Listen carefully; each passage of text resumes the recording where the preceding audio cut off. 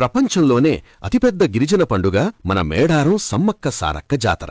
చాలామంది వారిద్దరూ అక్కాచెల్లెళ్ళు అనుకుంటారు. కాని కాదు, వాళ్లు తల్లి కూతుళ్ళు. 13వ శతాబ్దంలో కాకతీయుల కాలంలో ఒక గిరిజన నాయకుడికి అడవిలో దొరికిన చిన్నారే ఈ సమ్మక్క. పెరిగి పెద్దయ్యాక కోయ తెగకు చెందిన పగిడిద్దరాజుతో ఆమె వివాహం జరుగుతుంది.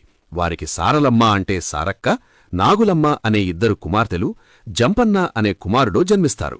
అయితే కాకతీయ రాజులు కరువుకాలంలో కూడా గిరిజనుల నుండి పన్నులు చెల్లించమని వేధించేవారు. ఆ అన్యాయాన్ని ఎదిరించి సమ్మక్క గిరిజనుల పక్షానం నిలబడింది. కాకతీయ సైన్యంతో జరిగిన ఆ యుద్ధంలో సమ్మక్క సారక్కలు వీరోచితంగా పోరాడతారు. కాని ఆ భీకరమైన పోరాటంలో సమ్మక్క భర్త, ఇద్దరు పిల్లలు వీరమరణం పొందగా గాయాలతో ఉన్న సారక్క నది ప్రవాహంలో మునిగి అదృశ్యమవుతుంది. తన కళ్లముందే కుటుంబం నేలకొరిగినా బెదరని ఆ వీరవనిత తన తెగ గౌరవం కోసం ఒంటరి పోరాటం సాగిస్తుంది.